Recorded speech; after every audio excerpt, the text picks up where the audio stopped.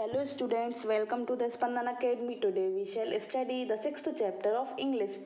The name of the sixth chapter is The Miser. Miser मतलब कौन होते हैं?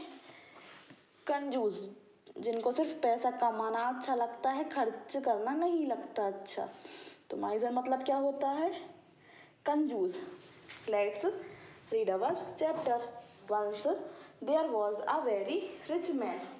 एक बार एक बहुत अमीर आदमी था. He was a miser. वह बहुत कंजूस था. He ate very cheap food and spent very little money. एक बार उसने बहुत सस्ता खाना खाया और बहुत कम पैसे खर्च किए. He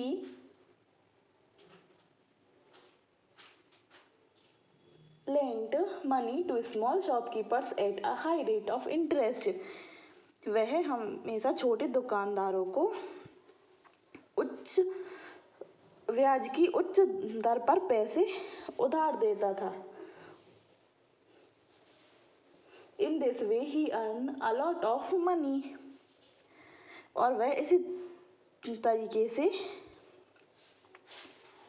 पैसे कमाता था. Every morning he went out to see the shopkeepers and came home at midday.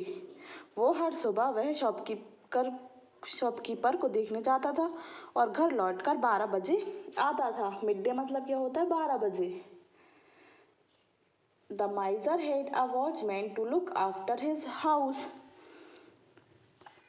जो माइजर है उसका एक वॉचमैन भी है घर की देखभाल करने के लिए.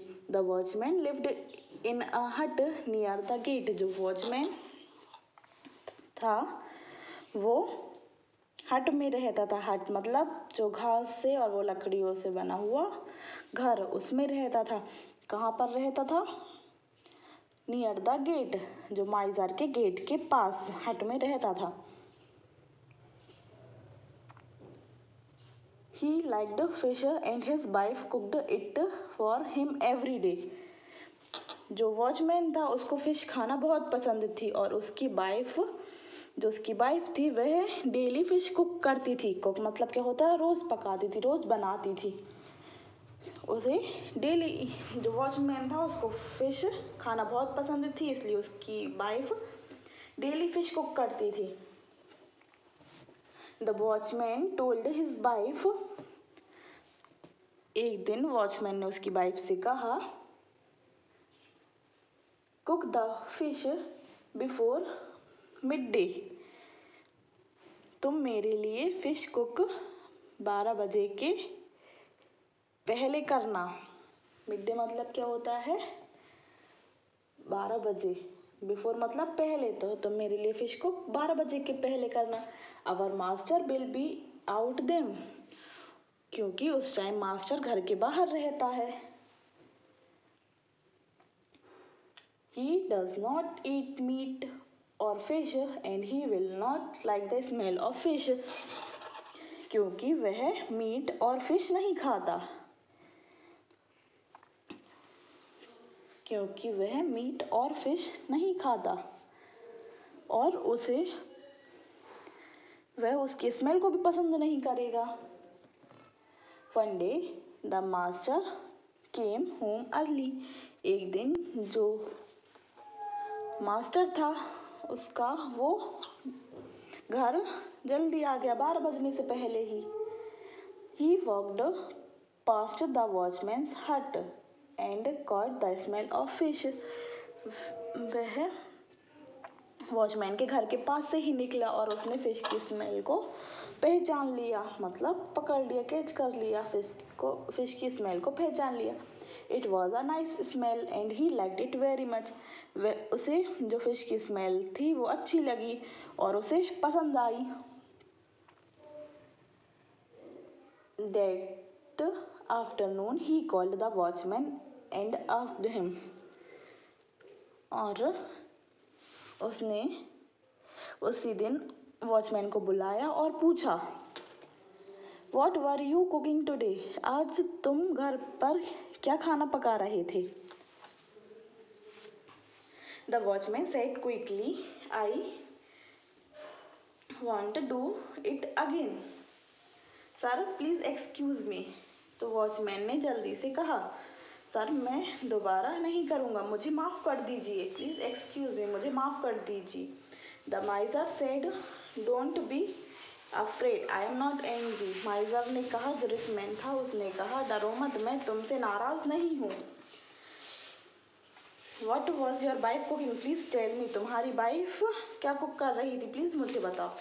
The watchman said, we are cooking fish. Watchman ने कहा, हम फिश कुक कर रहे थे।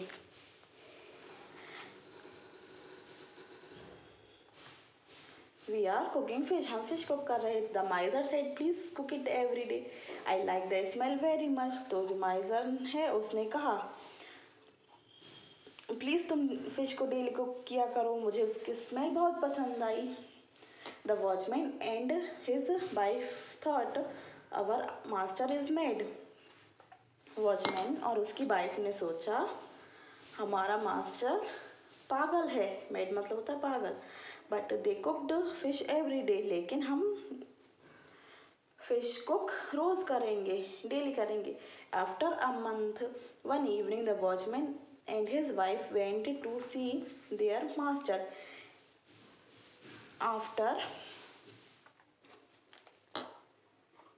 आफ्टर ए मंथ, एक महीने बाद।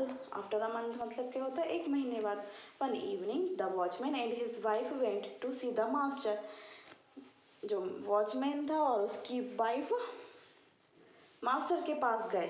Sir you like the smell of fish, sir आपको फिश की स्मेल पसंद है? The watchman said to the master, watchman ने मास्टर से कहा, क्या कहा, सर आपको फिश की स्मेल पसंद है? So we cook it every day, इसलिए हम फिश रोज पकाते हैं। But fish is not cheap, लेकिन फिश जो है वो सस्ती नहीं आती। It costs us a lots of money,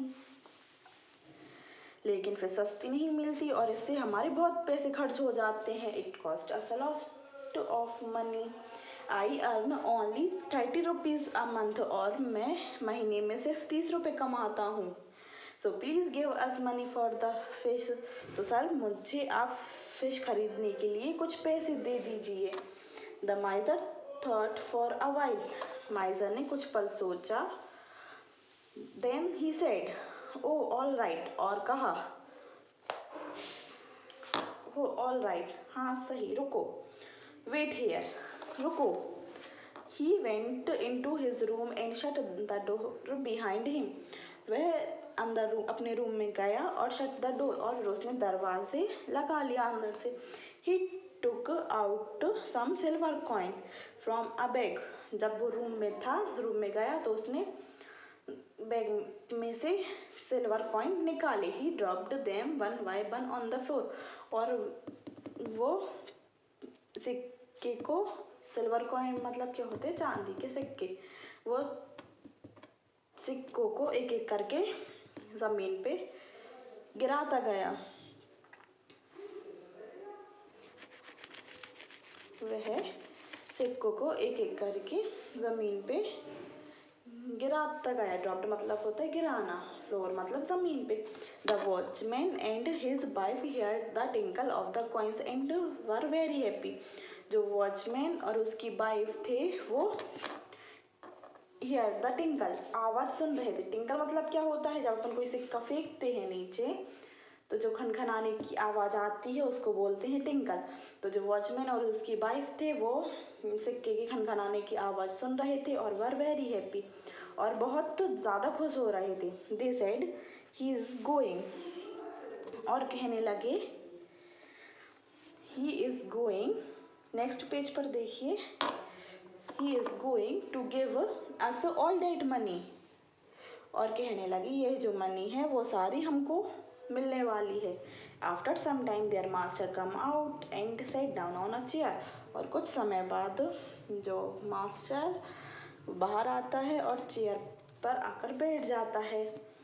he then asked the watchman and his wife, और वॉचमैन और उसकी वाइफ से कहता है, did you hear the tinkle of the coins? क्या तुमने कॉइन्स की टिंकल आवाज सुनी, सिक्कों की आवाज सुनी?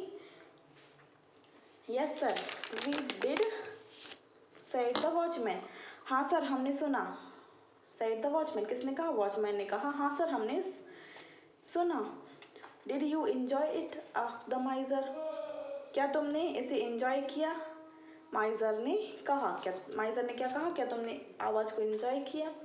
Yes sir said the watchman and his wife.